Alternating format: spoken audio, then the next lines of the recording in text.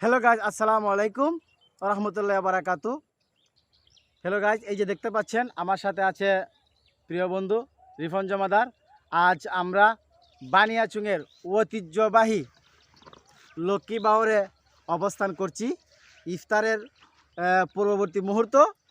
আজ আপনাদেরকে দেখাবো যে বানিয়াচুংয়ের ঐতিহ্যবাহী লক্ষ্মী বাউর নামে পরিচিত পর্যটক কেন্দ্রটি। এই যে দেখেন সামনে একটি বাইক আছে। বিভিন্ন পর্যটক এখানে আসেন প্রাকৃতিক সৌন্দর্য উপভোগ করার জন্য। বিশেষ করে আমাদের হবিগঞ্জটি হচ্ছে প্রাকৃতিক সৌন্দর্যের লীলাভূমি। এরই মধ্যে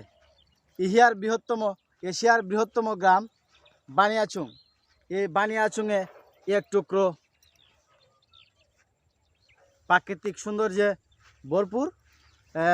এখানে প্রায় বিভিন্ন এলাকা থেকে বিভিন্ন পর্যটক এখানে আসেন। আমাদের বর্তমান সংসদ সদস্য উনি চাচ্ছেন যে আমাদের বানিয়াচুংয়ের লক্ষ্মী বাউরকে উনি একটি পর্যটন নগর হিসাবে গড়ে তুলতে চান।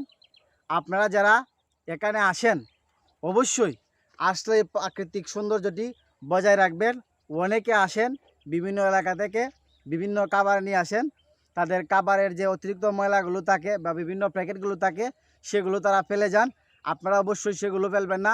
নিজ দায়িত্বে এগুলো আপনারা একটু পলিথিনে করে নিয়ে যাবেন, অথবা আপনারা সাথে কিছু নিয়ে আসবেন।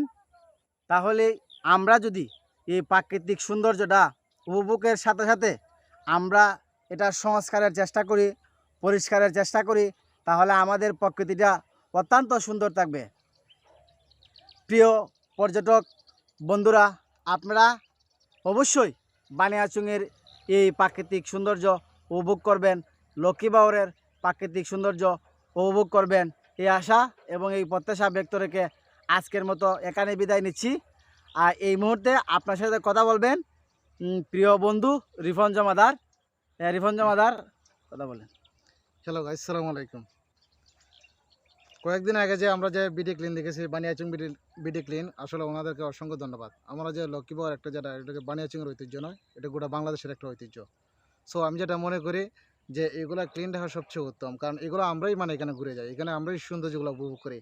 তাহলে আমরা যারা এখানে পর্যটক কেন্দ্রে আছি, বিশেষ করে অনুরোধ, এই যে ময়লা আবর্জনাগুলো একটা নির্ধারিত স্থানে ফেলাইবেন। কথা হয়েছে লক্ষ্মী বাউর একটি বানিয়াচুংয়ের ঐতিহ্য জিনিস, এটা আমার কথা না, এটা সবারই কথা।